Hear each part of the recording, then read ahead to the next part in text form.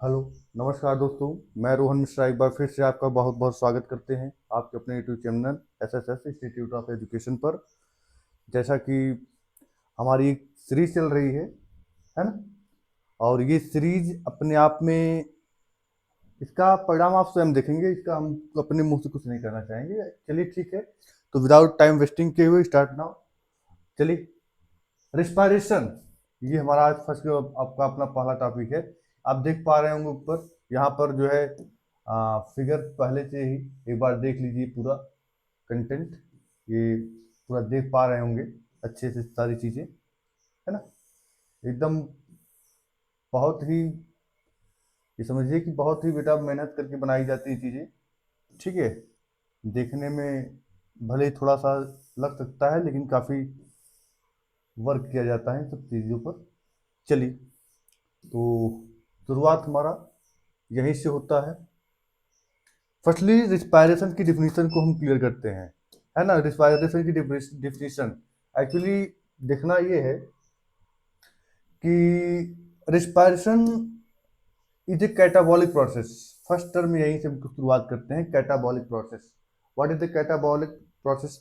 इसको अगर हम सिंपल वे में कहें, कैटाबॉलिक प्रोसेस को सिंपल वे में अगर हम कहें, it is a destructive process, है, destructive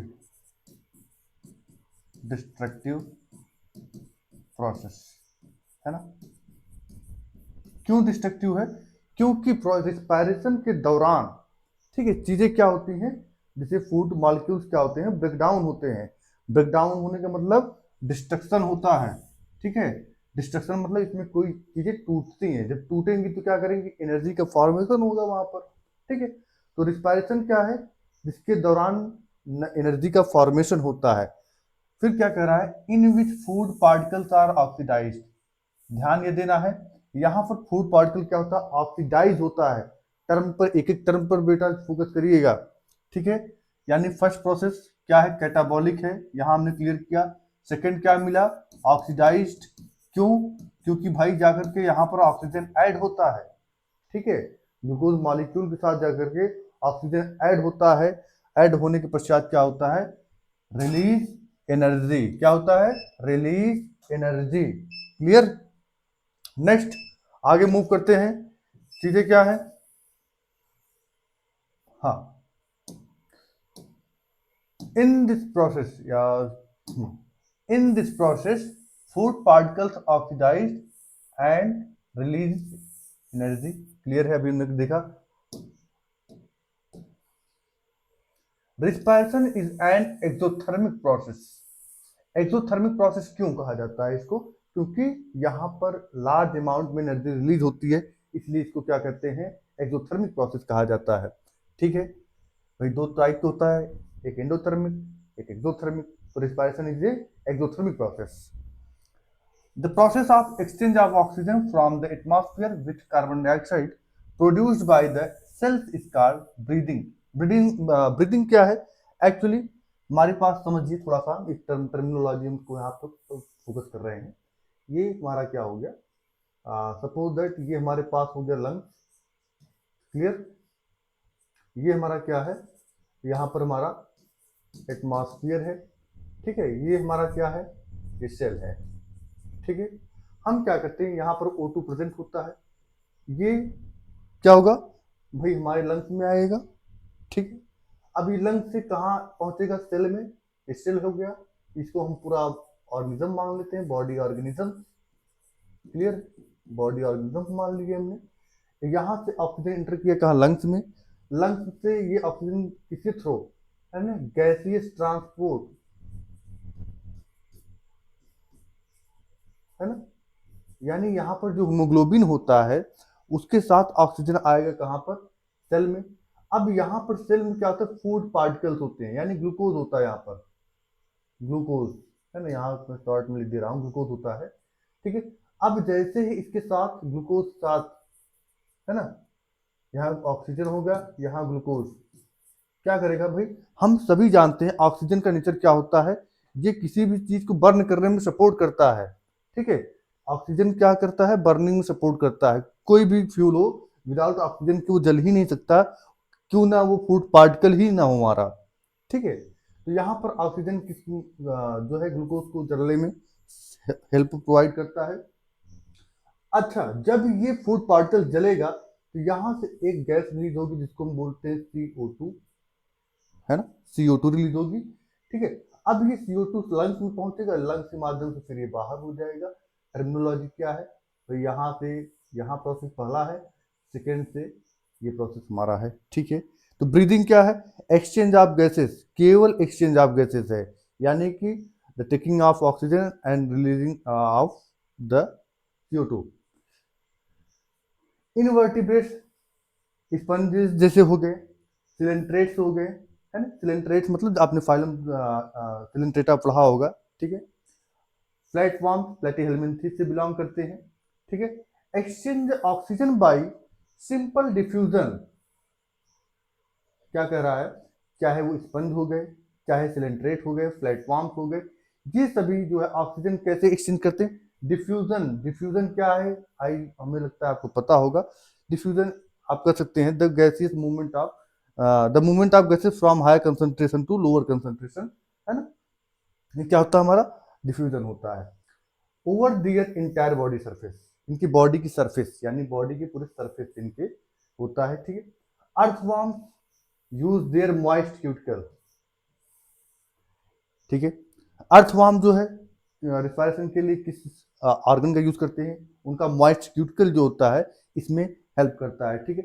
insect have a network of tube which is called tracheal tube, जितने भी इंसेक्ट होते हैं, इंसेक्ट्स, है ना, इंसेक्ट्स किसका यूज करते हैं, ट्रैकियल ट्यूब, ट्रैकियल ट्यूब, ध्यान देते जाइएगा सब, ठीक है। एक एक फैक्ट बेटा बहुत इंपॉर्टेंट है, ठीक। नेक्स्ट, यहाँ से चीजें सारी क्लियर होंगी, स्क्रीनशॉट लेते जाइएगा, ठीक है। एक बार हट जा रहे हैं हम, उसके बाद आप स्क्रीनशॉट ले लेंगे, क्लियर। चलिए अब हम बात करते हैं ब्रांकियल रिस्पायरेशन। देखिए ब्रांकियल रिस्पायरेशन किसके माध्यम से होता है, गिल के माध्यम से, थोड़ा पेंशन करेंगे यार, हाँ, ठीक है। Use by the aquatic arthropods, ठीक है, जो जल में रहने वाले आर्थ्रोपोड्स हैं उनके द्वारा ये प्रोसेस यूज किया जाता है। कौन सा प्रोसेस, ब्रांकियल रिस्पायरेशन। कौन यूज करता है, एक्वेटिक आर्थ्रोपोड्स एंड मोलस्का, है ना, फाइलम मोलस्का के जो ऑर्गेनिज्म है। यानी आप ये कह सकते हैं कि ब्रांकियल रिस्पायरेशन किसमें किसमें होता है, एक तो आर्थ्रोपोड्स में तो होता ही होता है, साथ ही साथ मोलस्क में भी होता है, ठीक है। अच्छा, यहाँ पर एक होता है पल्मोनरी रिस्पायरेशन। पल्मोनरी रिस्पायरेशन, देखिए इसके लिए मस्ट ऑर्गन क्या है, लंग्स होना चाहिए, ठीक है। अगर लंग्स प्रेजेंट है तो ही पल्मोनरी रिस्पायरेशन होगा। जैसे ह्यूमन बीइंग में कैसा रिस्पायरेशन होता है, वो होता है आपका पल्मोनरी रिस्पायरेशन, क्यों, क्योंकि यहाँ ह्यूमन बीइंग में लंग्स प्रेजेंट होता है, ठीक है। अच्छा, use by the terrestrial form, है ना, ह्यूमन बीइंग कैसा प्राणी है, टेरेस्ट्रियल है कि एक्वेटिक है, टेरेस्ट्रियल है, क्योंकि हम लोग लैंड पर रहते हैं, ठीक है। Among vertebrates, fishes use gills, whereas amphibians, reptiles, birds, mammals respire through lungs. ध्यान देना है, जहां जहां मार्क करते जा रहे हैं ध्यान रखिए, सीधे एनसीईआरटी के फैक्ट्स हैं, आपको डायरेक्ट एग्जाम में देखने को मिलते हैं। Amphibians, reptiles, birds and mammals, ये सभी के सभी किसके द्वारा जो आपके वर्क करते हैं, लंग्स के द्वारा, ठीक है। Frogs can respire through their moist skin, ठीक है। फ्रॉग किसके द्वारा जो रिस्पायर करते हैं, मॉइस्ट स्किन के द्वारा करते हैं, ठीक है। अच्छा, फ्रॉग में ये जो मॉइस्ट स्किन के द्वारा रिस्पायरेशन करते हैं, इसलिए इनको क्या कहते हैं, इस टाइप रिस्पायरेशन को हम क्या बोलते हैं, क्यूटेनियस रिस्पायरेशन, है ना। क्यों कहा जा रहा है, देख रहे हैं कि ये जो फ्रॉग है किसके थ्रू अपना रिस्पायरेशन कर रहा है, देखिए मॉइस्ट स्किन, अपने स्किन जो मॉइस्टली स्किन इसके पास है उसकी वजह से कर रहा है, इसीलिए इसको हम क्या बोलते हैं, क्यूटेनियस रिस्पायरेशन, क्लियर है। अब देखिए रिस्पायरेशन का यहाँ रिएक्शन मेंशन है ना, इसको हम थोड़ा सा अगर इस फॉर्म में लिख रहे हैं, C6H12O6 plus oxygen given rise CO2 plus H2O plus energy, clear. ये हमारा होता है रिएक्शन, ठीक है। कैसा रिएक्शन होता है, एक्सोथर्मिक हमने अभी देखा है, एक्सोथर्मिक होता है, ठीक है। एक्सोथर्मिक में ही एनर्जी रिलीज होता है, ठीक है, एंडोथर्मिक में नहीं। Respiration occurs mainly 2 steps. अच्छा, रिस्पायरेशन कितने स्टेप में होते हैं? 2 स्टेप में होते हैं, ठीक है। कौन कौन सा भैया? एक होता है एक्सटर्नल रिस्पायरेशन और एक होता है आपका इंटरनल रिस्पायरेशन, ठीक है। एक्सटर्नल रिस्पायरेशन में क्या होता है, चलिए देखते हैं। देखिए, एक्सटर्नल रिस्पायरेशन में ठीक, एक्सटर्नल रिस्पायरेशन में आपका आ जाएगा ब्रीदिंग आ जाता है और गैसियस ट्रांसपोर्ट आ जाता है, ठीक है। तो एक्सटर्नल इस प्रोसेस में आपका कौन कौन सा प्रोसेस आया है? आपका आ गया ब्रीदिंग, जिसमें हम गैसियस एक्सचेंज करते हैं, ठीक है। हम गैसियस एक्सचेंज मतलब O2 और CO2 का इनपुट आउटपुट, ठीक है। O2 यानी ऑक्सीजन एंड कार्बन डाइऑक्साइड के दोनों का इनपुट आउटपुट जो होता है उसी को हम ब्रीदिंग बोलते हैं। गैसियस ट्रांसपोर्ट थ्रू ब्लड, भाई ये गैस का ट्रांसपोर्ट किसके माध्यम से होगा? ऐसा तो है नहीं कोई हमारे बॉडी में स्पेशल कोई ऑर्गन है, तो इनका जो ट्रांसपोर्टेशन होता है वो गैसियस ट्रांसपोर्ट होता है, ठीक है। और कौन करता है? ब्लड के माध्यम से, ठीक है। ब्लड के साथ ऑक्सीजन ऐड हो जाता है ना, HbO2, HbO2 इसको हम क्या बोलते हैं? ऑक्सी हीमोग्लोबिन, ऑक्सी हीमोग्लोबिन, ठीक है। इसलिए के थ्रू पहुंचता है कहाँ? सेल में। इसको हम इरेज कर देते हैं, ठीक है। अब इंटरनल रिस्पायरेशन, इस पर हमें फोकस करना है, ठीक है। ये हमारा इंपॉर्टेंट है, ठीक है, जिसको हम क्या बोलते हैं? सेलुलर रिस्पायरेशन भी कहते हैं। इसमें होता क्या है? Oxidation of food inside the cell, यानी सेल के अंदर जो फूड का ऑक्सीडेशन होता है, यानी जहां पर फूड बर्न होता है उसी को हम सेलुलर रिस्पायरेशन के अंदर कंसीडर करते हैं, ठीक है। अच्छा, इसके अंदर कुछ बेसिक स्टेप्स होते हैं, जैसे ग्लाइकोलाइसिस होता है ना, क्रेस्ट साइकिल होता है, इलेक्ट्रॉन ट्रांसपोर्ट चेन होता है ना, ये सारे अदर भी सारे जो भी होते हैं, ठीक, फर्मेंटेशन होता है, ठीक है। तो हम अब वन बाय वन करके सब सारी चीजें क्लियर करते हैं। हर एक चीज पर आप भैया नोट करते जाएंगे अपने साथ साथ, या स्क्रीनशॉट लेते जाएंगे, ठीक है। एक बार स्क्रीनशॉट ले लेंगे। चलिए शुरुआत करते हैं अब सेलुलर रिस्पायरेशन से। भाई हमारी टीम का हम बहुत बहुत धन्यवाद करना चाहेंगे, क्योंकि बेचारे बहुत मेहनत करते हैं सब। चलिए, cellular respiration involve the actual oxidation of food material inside the cell. क्या कह रहा है? कह रहा भैया कि जो सेलुलर रिस्पायरेशन होता है ये एक्चुअल असली टोटल वर्क किया किसका होता है? मेन वर्क किसका होता है? मेन वर्क होता है हमारे सेलुलर रिस्पायरेशन में होता है, ठीक है। जो फूड का ऑक्सीडेशन कहाँ हो रहा है? सेल के अंदर हो रहा है ना, सेल के अंदर हो रहा है। Glucose is the most important fuel for the respiration, है ना। रिस्पायरेशन के लिए सबसे मोस्ट फ्यूल के रूप में कौन वर्क करता है? रिस्पायरेशन के प्रोसेस में फ्यूल के रूप में वर्क कौन कर रहा है? ग्लूकोज, हमारा ग्लूकोज, क्लियर।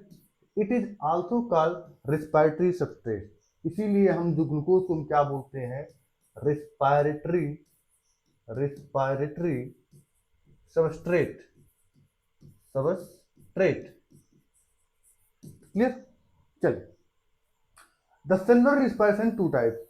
अब ये सेलुलर रिस्पायरेशन टू टाइप का होता है। पहला है आपका एरोबिक, सेकंड होता है आपका एनएरोबिक, ठीक है। तो लेकिन इसके शुरू होने करने से पहले क्या है चीजें देखते हैं थोड़ी सी। हाँ,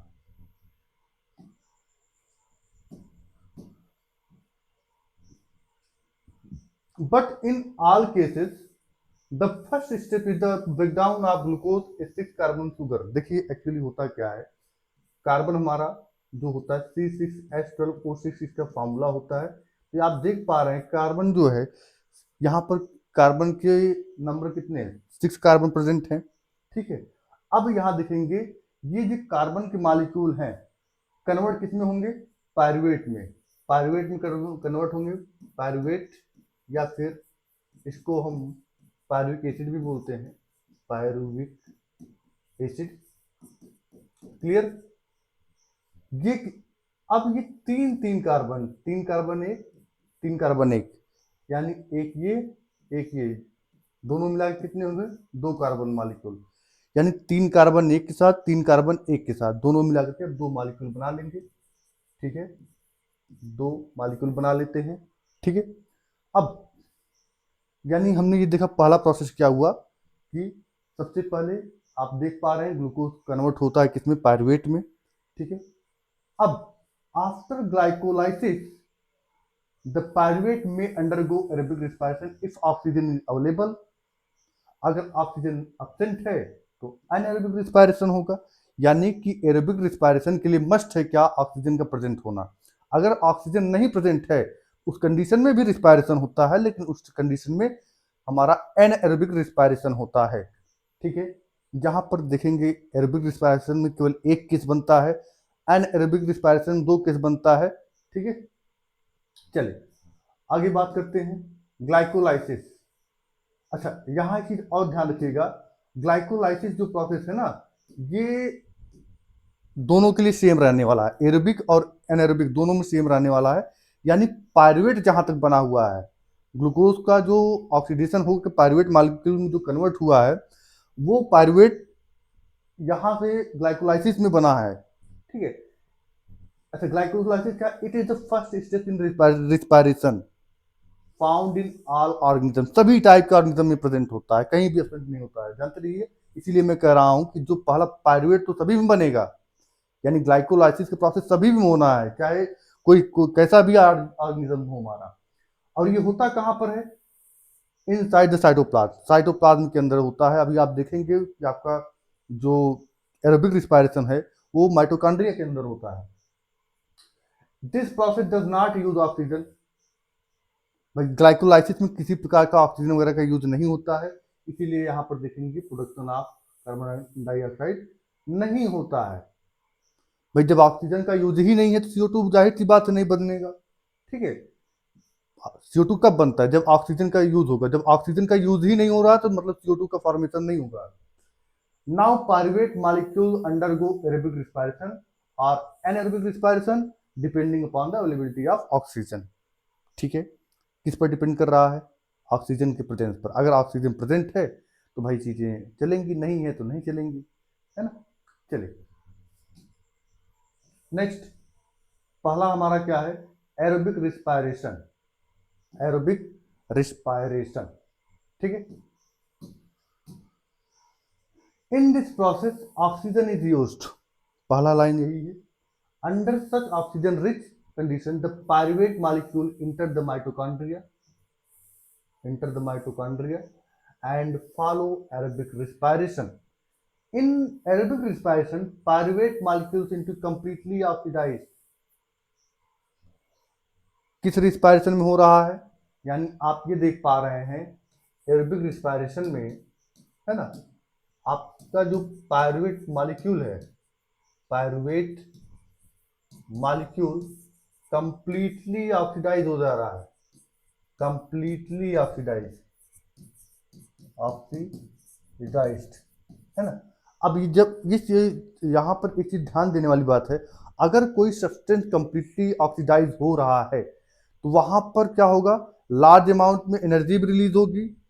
देखिए क्या है, कंप्लीट कंबशन होता है फूड का, यहाँ पर जब कंप्लीट कंबशन होगा तो वहां कंप्लीटली रूप से एनर्जी रिलीज होगी, जहां पर इनकम्प्लीट कंबशन होगा वहां एनर्जी भी लेस अमाउंट में रिलीज होगा। ठीक है, तो यहाँ पर इतनी सारी चीजें क्लियर होनी चाहिए। ठीक है, यहाँ completely oxidise into the carbon dioxide. ठीक है, ऑक्सीडाइज होकर किस में कन्वर्ट हो जाता है, ये CO2 में कन्वर्ट हो जाता है। This respiration involve Krebs cycle ETC, ETC मतलब आपका इलेक्ट्रॉन ट्रांसपोर्ट चेन। ठीक है, अब यहां से शुरू करते हैं भाई, चलो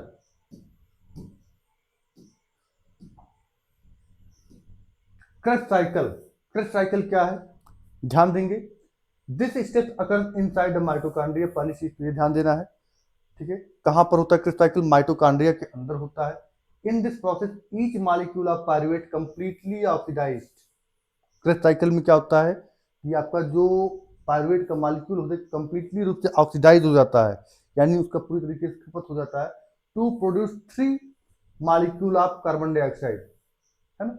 यानी जो आपका ये पायरुवेट है, पायरुवेट मॉलिक्यूल इसमें कन्वर्ट हो जा रहा है CO2 में, और यहाँ पर सॉरी यहाँ गड़बड़ हो गया थोड़ा सा। ठीक, चलिए CO2। अच्छा, ये CO2 कितने बन रहा है? तीन मॉलिक्यूल बन रहे हैं, यानी 3 CO2 के मॉलिक्यूल आपके बन रहे हैं यहाँ पर। ठीक है, टोटल मिलाकर के।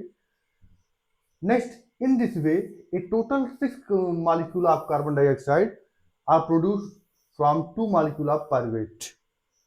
ठीक है, यानी कि हमने देखा सबसे पहले पायरुवेट किस में कन्वर्ट हुआ? 2 मॉलिक्यूल ऑफ आपके पायरुवेट में, ग्लूकोज, है ना, मैं यहाँ लिख दे रहा हूँ। पहले ग्लूकोज किस में कन्वर्ट होता है? पायरुवेट में। पायरुवेट में। अब पायरुवेट किस में कन्वर्ट हो रहा है? CO2 में। क्लियर? यहाँ इस रिएक्शन में फोकस करेंगे, सारा पूरी टिकड़ी समझ में आ जाएगी एक्चुअल है क्या। ठीक है, नेक्स्ट तो आगे क्या कर रहा है? In this process each molecule of pyruvate, complete तो हो गया था ना। चलिए,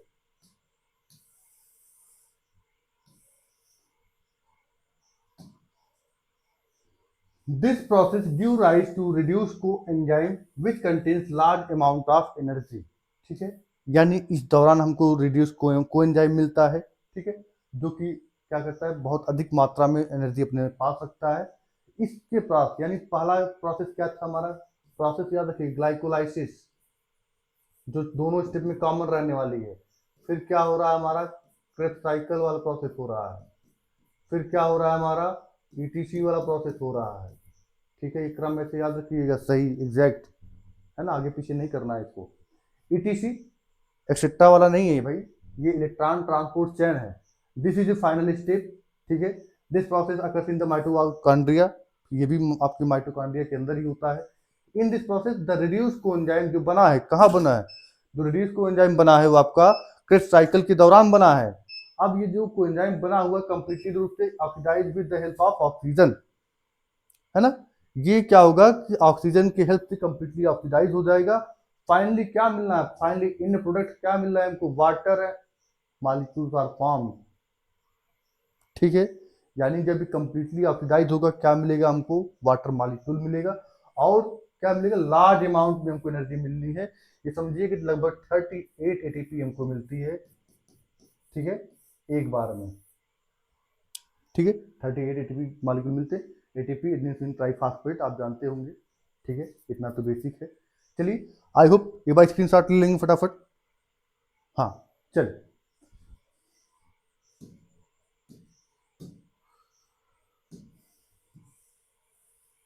नेक्स्ट हमारा है एरोबिक रिस्पायरेशन। अच्छा, इसके पीछे हम थोड़ा सा हाँ, यहाँ मैं इसका एक थोड़ा सा रिएक्शन लिखना चाहूँगा, आप लोग इसको लिख लीजिएगा। चलिए, हमने क्या ले लिया? ये ग्लूकोज मॉलिक्यूल ले लिया। ठीक है, ये कहाँ पर होगा भाई? सबसे पहला प्रोसेस ग्लाइकोलाइसिस होगा। ग्लाइकोलाइसिस, है ना, कहाँ पर होता है? ये साइटोप्लाज्म में होता है। साइटोप्लाज्म में होता है।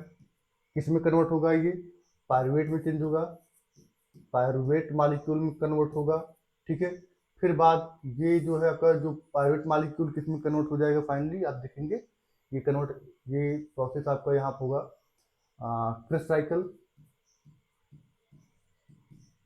कहाँ पर होता है? ये माइटोकॉन्ड्रिया में होता है। क्या बनेगा यहाँ पर? कोएंजाइम बनेगा, कोएंजाइम। क्लियर है? फिर क्या होगा देखेंगे, कोएंजाइम फिर से आपका रिड्यूस होगा।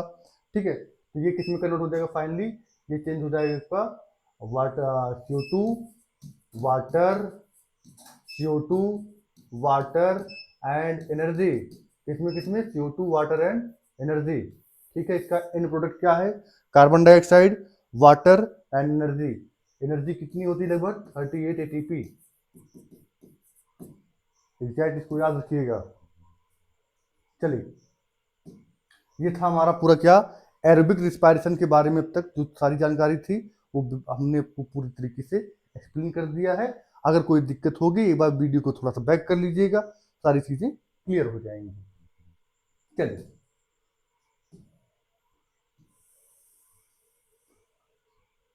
अब आते हैं हम एनएरोबिक रिस्पायरेशन पर। ठीक है, एनएरोबिक रिस्पायरेशन, इसमें क्या होता है? In this process oxygen is not used, oxygen इसके लिए मस्ट नहीं है, ये विदाउट ऑक्सीजन के भी होता है। ठीक है, अभी हम देखेंगे, है ना। एक में एल्कोहल बनेगा, एक में लैक्टिक एसिड बनेगा। ठीक है, in some organism like yeast, some bacteria, the energy is released from the food even the absence of oxygen। यानी कुछ आपके ऐसे जैसे ईस्ट हो गया, कुछ बैक्टीरिया ऐसे हो गए जिनमें विदाउट ऑक्सीजन के यूज के बिना ही ये अपना भोजन बना सकते हैं।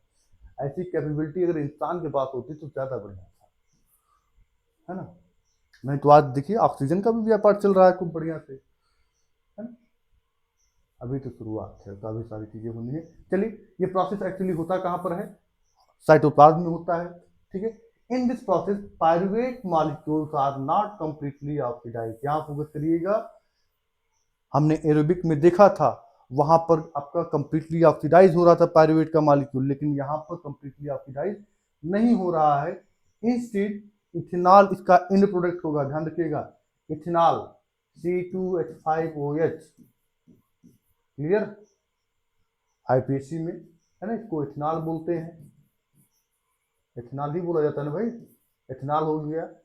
और सिंपल नेम इसका क्या होता है, ethyl alcohol, ethyl alcohol, clear है। चल, produce as an end product, end product जरूर मार्क कर रखिएगा, एग्जाम में बहुत बार पूछा जाता है। ठीक है, इंड प्रोडक्ट इन सब का क्या है, एनाएरोबिक रिस्पायरेशन का इंड प्रोडक्ट क्या है, इथेनॉल, किसमें, ईस्ट में। This process is known as fermentation. और ये जो इथेनॉल बनता है किस प्रोसेस से बनता है, फर्मेंटेशन के माध्यम से बनता है। अभी हम इसको डिस्कस करेंगे कैसे। चलिए, इसको हम यहाँ पर इसका हम लिखते हैं क्या, रिएक्शन। भाई हमारे पास सब कुछ सेम था, ग्लूकोज वही है, ग्लूकोज वही है, पायरुवेट वही है, पायरुवेट वही है ना। बस चेंज हो जाएगा, यहाँ एब्सेंस ऑफ ऑक्सीजन हो जाएगा, एब्सेंस ऑफ ऑक्सीजन कहाँ पर होगा, ये ईस्ट में होता है। इन प्रोडक्ट इसका क्या आ जाएगा, इथेनॉल, इन प्रोडक्ट इसका हो जाएगा इथेनॉल। हालांकि एनर्जी यहाँ पर भी रिलीज होती है लेकिन लेस अमाउंट में। ठीक है, एनर्जी रिलीज तो होती है लेकिन लेस अमाउंट में, ये ध्यान रखना वाली बात है। ठीक, अब एक कंडीशन और बनती है एनाएरोबिक रिस्पायरेशन में। वो कंडीशन क्या है, जैसे अगर ये एनाएरोबिक रिस्पायरेशन ह्यूमन बीइंग में हो तो कैसा होगा। जैसे ह्यूमन बीइंग में क्या होता है, अगर कभी कभी क्या होता है कि हमारे बॉडीज में मसल्स में कंप्लीटली जो आपका ये कह सकते हैं कि ऑक्सीजन का सप्लाई नहीं हो पाता है, तो वहाँ ऑक्सीजन की सप्लाई नहीं हो पाने की वजह से वहाँ पर क्या होता है, क्रैम्स बनने लगते हैं। आप देखे होंगे क्रिकेट देखते वगैरह देखते ही होंगे, तो वहाँ पर देखते हो खिलाड़ियों में, जैसे एक मैच हमको याद आ रहा है अफगानिस्तान और ऑस्ट्रेलिया का था ना, ग्लेन मैक्सवेल इसमें जो है लंगड़ाते लंगड़ाते भाई डबल सेंचुरी मार दिया था। तो आप देख रहे होंगे, तो वो जो क्रैम्स बनते हैं क्यों बनते हैं, क्योंकि बराबर जो है वहां पर ऑक्सीजन की सप्लाई नहीं हो पाते हैं। ठीक है, तो इस दौरान क्रैम्स बनने लगते हैं जिससे मांसपेशियों में खिंचाव आ जाता है और अचानक से पेन बढ़ जाता है, चलने या दौड़ने में दिक्कत आने लगती है।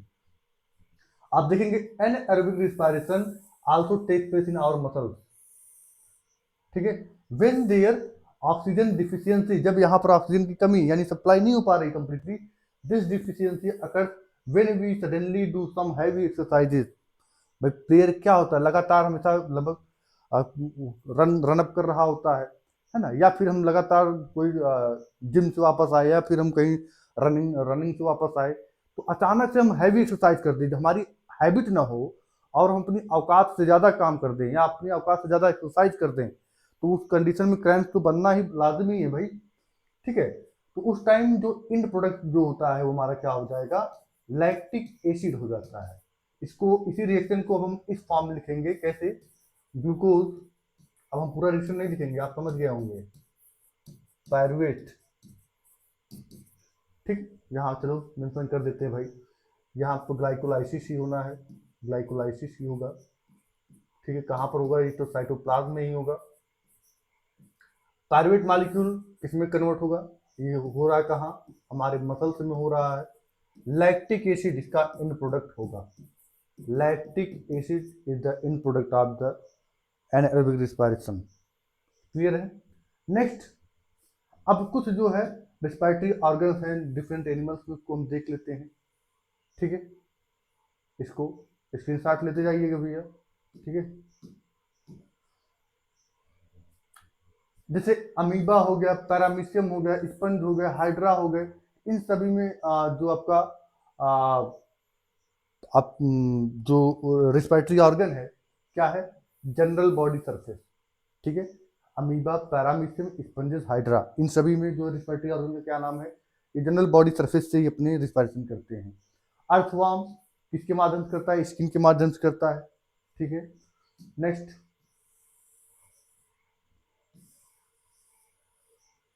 नेक्स्ट, ठीक है, स्क्रीनशॉट लेते जाएंगे वह फटाफट।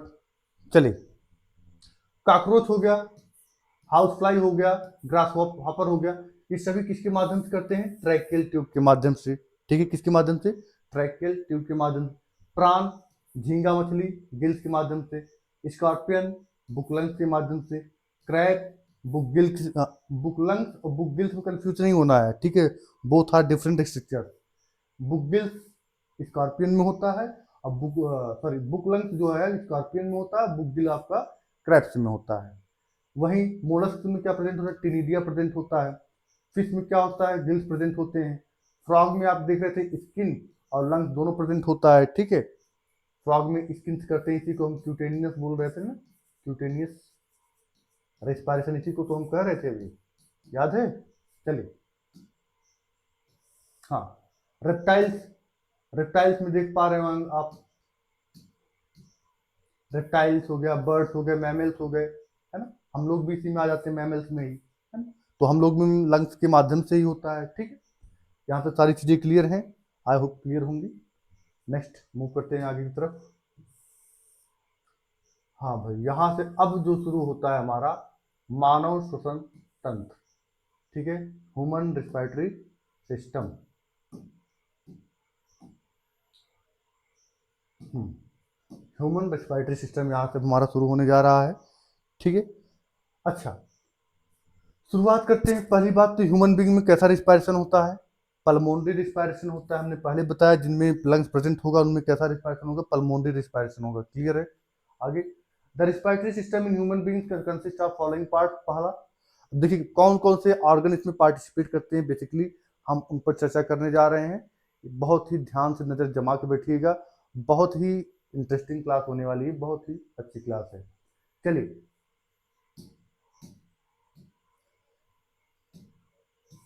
शुरुआत करते हैं नॉस्ट्रिल से ही।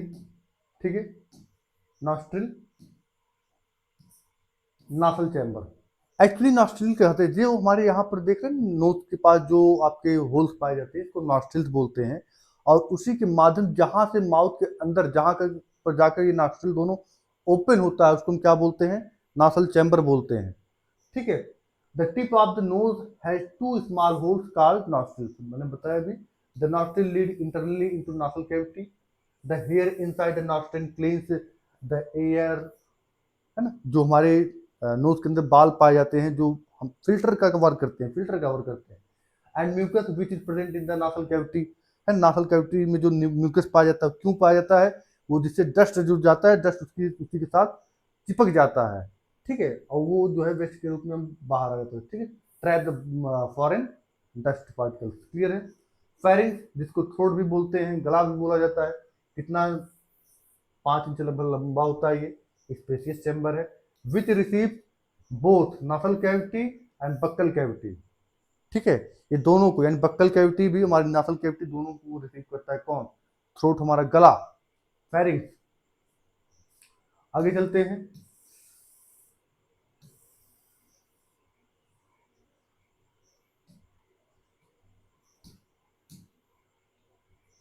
एकदम क्लास अगर अच्छी लग रही हो बेटा, बीच में शेयर करते जाइएगा आप सभी। ठीक है, pharynx lead into oesophagus and trachea.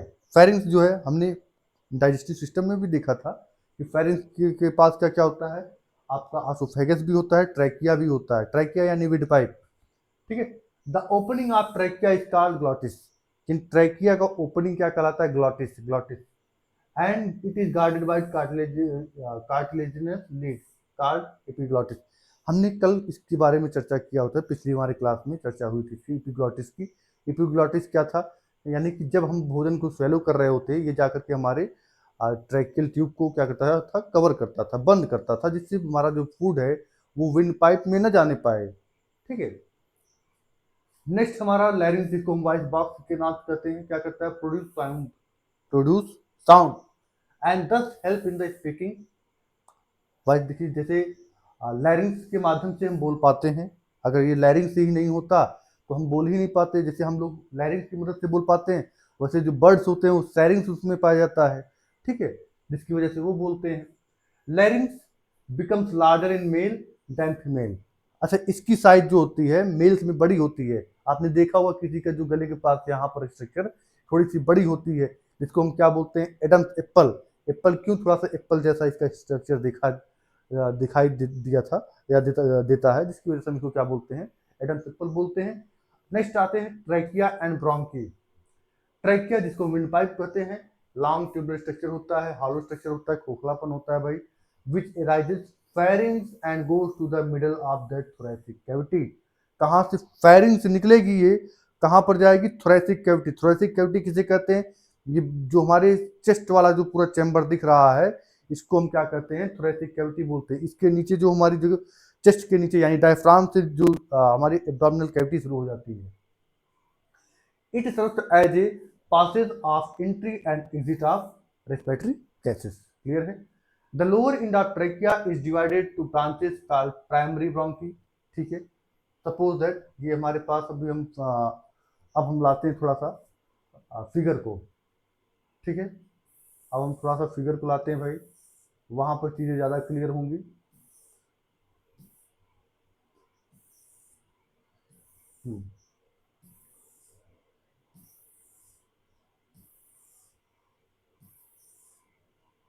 चलिए भाई,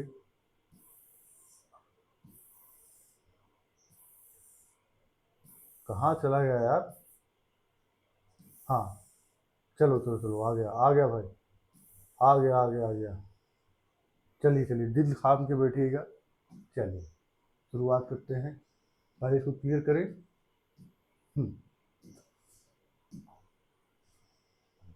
आप देख पा रहे होंगे, ये हमारा है, ये वाला जो स्ट्रक्चर दिख रहा है, ये इसको हम क्या बोलते हैं, ट्रैकिया बोलते हैं। ठीक है, ट्रैकिया बोला जाता है। ठीक है, इसको हम विंड पाइप बोलते हैं, विंड पाइप। इसके ऊपर आपको ये आई सी की जैसा, ये पूरा राउंड नहीं होता है बेटा, ये सिर्फ आधा सी के शेप में होता है। ठीक है, यहाँ पर स्ट्रक्चर जो दिख रही है आपको पाई जा रही है। ठीक है। अच्छा, यहाँ से आपको ये वाली ब्रांच जो दिख रही है, ठीक है, यहाँ से जो मेन ब्रांच होती है, जो मेन ब्रांच होती है, इसको हम क्या बोलते हैं, ब्रोंकस बोलते हैं। ठीक है, ब्रोंकस बोला जाता है ना। इसका ये सिंगुलर फॉर्म होता है ब्रोंकस, ब्रोंकस। एंड प्लूरल क्या होता है, प्लूरल फॉर्म ब्रोंकी। ठीक है, ब्रोंकस। अब देख रहे हैं, ये जो पहली ब्रांच आपकी डिवाइड होती है, इसको हम क्या बोलते हैं, 1 डिग्री ब्रोंकी। क्या बोलते हैं, 1 डिग्री ब्रोंकी बोला जाता है। अब यहीं से देखिए, ये तो मेन ब्रांच है, अब इसी से आपके, ठहर जाओ भाई यहीं पर। ठीक है, सेकेंडरी ब्रांच निकल रही है। सेकेंडरी ब्रांच को हम क्या बोलते हैं, 2 डिग्री ब्रोंकी बोलते हैं। क्या बोलते हैं, 2 डिग्री ब्रोंकी बोलते हैं। अच्छा, ये तो आपके हो गए प्राइमरी, प्राइमरी को हम 1 डिग्री बोलते हैं, सेकेंडरी को हम क्या बोलते हैं, 2 डिग्री बोलते हैं।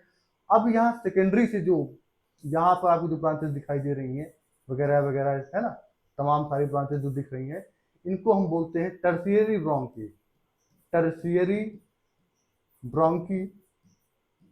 क्लियर, जिसको हम 3 डिग्री ब्रोंकी भी कहते हैं, 3 डिग्री ब्रोंकी भी बोलते हैं। आई होप सारी चीजें क्लियर होंगी। ठीक है। अच्छा, सबसे अब हम फिगर की बात आ ही गई है, तो अभी हम फिर इस पर आएंगे लास्ट में। ठीक है, हम इसको इसलिए यहाँ पर फिगर को लेकर आए क्योंकि हमको फर्स्ट डिग्री, यानी मैं यहाँ पर अगर लिखूँ ऐसे, तो फर्स्ट डिग्री क्या है, प्राइमरी ब्रोंकी होती है, प्राइमरी ब्रोंकी, सेकेंड डिग्री क्या होती है हमारी, कह सकते हैं सेकेंडरी, हाँ सेकेंडरी ब्रोंकी हो गई, ठीक है। 3 डिग्री आपकी क्या हो गई, tertiary bronchi, tertiary bronchi, bronchi. Clear है, सारी चीजें क्लियर होनी चाहिए, ऐसी उम्मीद करते हैं। एक बार स्क्रीनशॉट ले लेंगे फटाफट। चलिए इरेज करते हैं। चलिए भाई, अब हम वापस से फिर से उसी पेज पे चलते हैं जहां से हम लोग आए थे, है ना।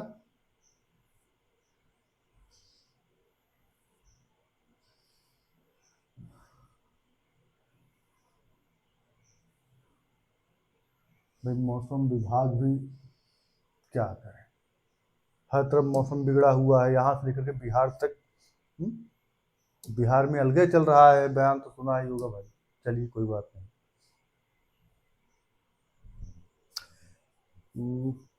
इसको हो गया था यार,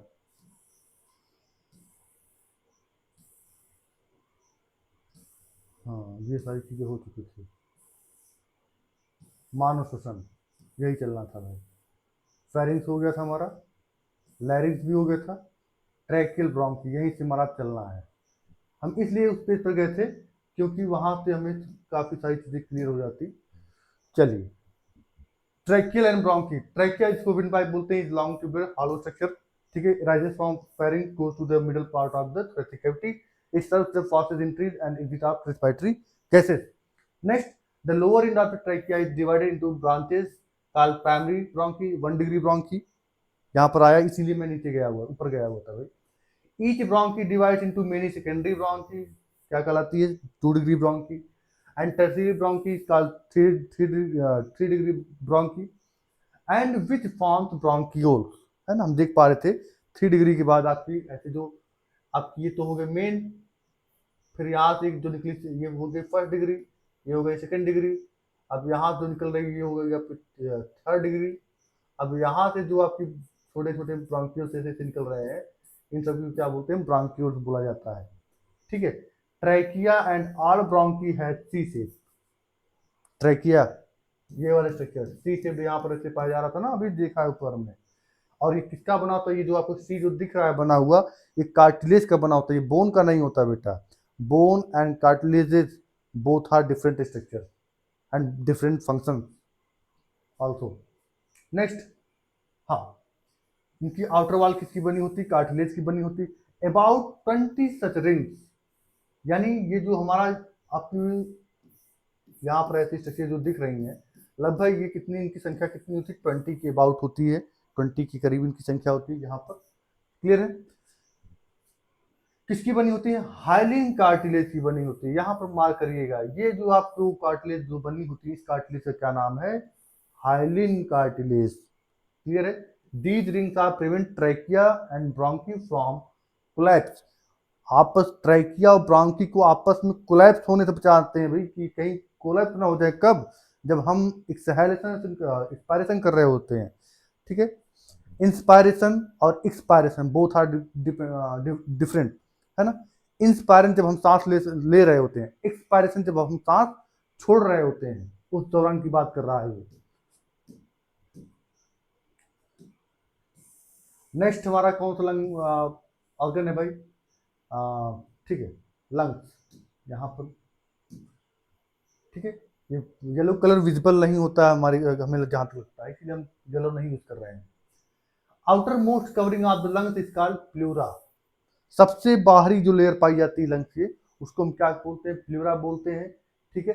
द लेफ्ट लंग है 2 लोब एंड राइट लंग में आपका 3 लोब होता है, ठीक है।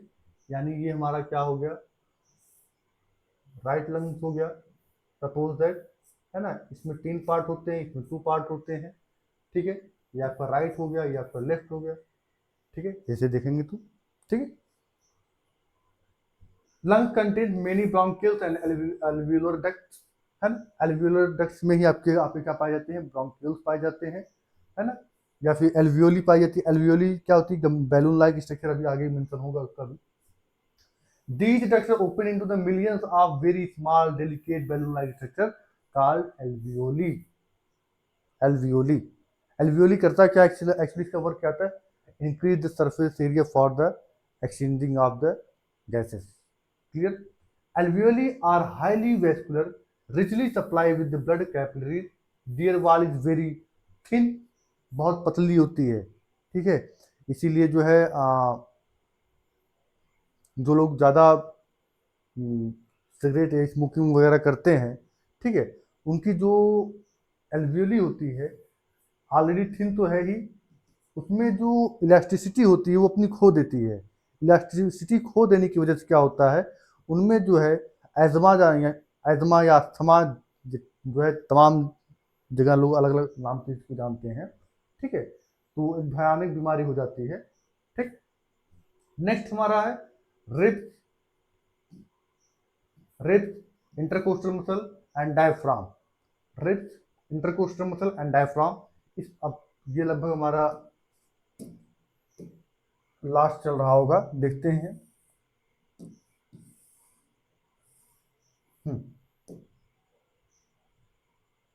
चलिए, टोटल संख्या कितनी होती है भाई, 24 होती है नंबर में, और पेयर में कितना होता है, 12 पेयर होता है। रिब्स की संख्या कितनी होती है, 12 पेयर होती है, ठीक है। ये जाके अटैच कहाँ होती हैं, स्टर्नम से, जहां पर कि क्योंकि ये हमारे बॉडी में एक बॉक्स नुमा स्ट्रक्चर बनाती है ऐसे, है ना। ये जो बीच में स्ट्रक्चर ऐसी लाइन पाई जा रही है, इसको हम क्या बोलते हैं, स्टर्नम बोला जाता है, ठीक है, स्टर्नम बोला जाता है। जहां पर ये जाकर के एक खोखला एक स्ट्रक्चर बनाती हैं, जिसके अंदर हमारा पूरा लंग्स भी आ जाता है, हमारा हार्ट भी आ जाता है, ठीक है। मेन वर्क का क्या होता है, प्रोटेक्शन प्रोवाइड करना। मेन वर्क होता है प्रोटेक्शन, किसको, हार्ट को और लंग्स को। नहीं तो पता चला गिरते ही यदि कोई व्यक्ति पेट के साइड गिरता है या मुंह के बल पे गिरता है, तो सीधे उसका जो है कलेजा हाथ में आ जाए सीधे, है ना। Ribs are bony and cartilaginous structures, ठीक है। जो रिब्स होती हैं हड्डियों की बनी होती है, साथ ही साथ कार्टिलेज की बनी होती हैं। Dead form the wall of thoracic cavity and ribs protect the heart and lung, ठीक है। रिब्स किसको प्रोटेक्ट करती हैं, हार्ट को और लंग्स को, ठीक है। आगे क्या कह रहा है, intercostal muscles are present in the space between two ribs.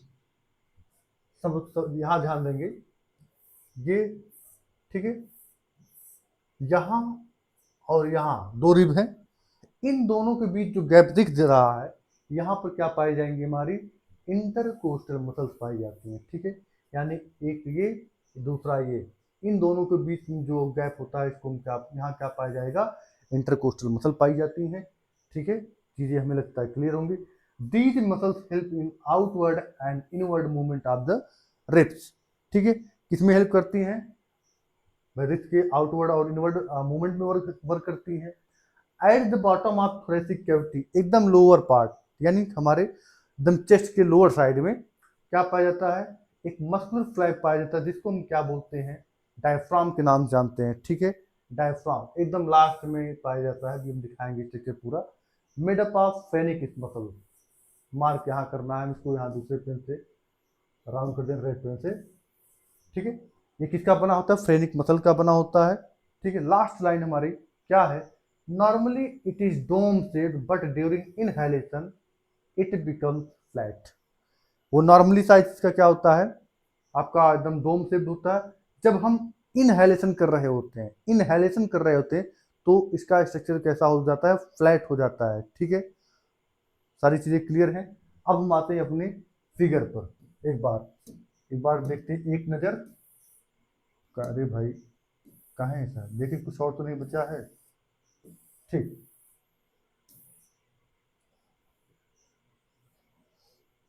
चलिए भाई फटाफट।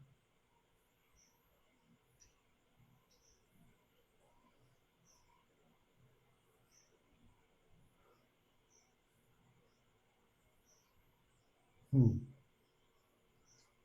एक बार शुरुआत से देख लेते हैं, माउस से, ठीक है। ये जो हम देख रहे थे, है ना, ट्रैकिया, जिसको विंड पाइप भी बोलते हैं, विंड पाइप। ये आपको दिख रहा है ना, इनकी संख्या लगभग कितनी होती है अभी हमने देखा है, लगभग अबाउट 22।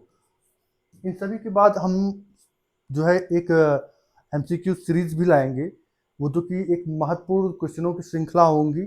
ठीक है, हम पहले थ्योरी करते हैं, देन हम एमसीक्यू करेंगे, ज़्यादा बेटर होगा, चीज़ें ज़्यादा से क्लियर होंगी।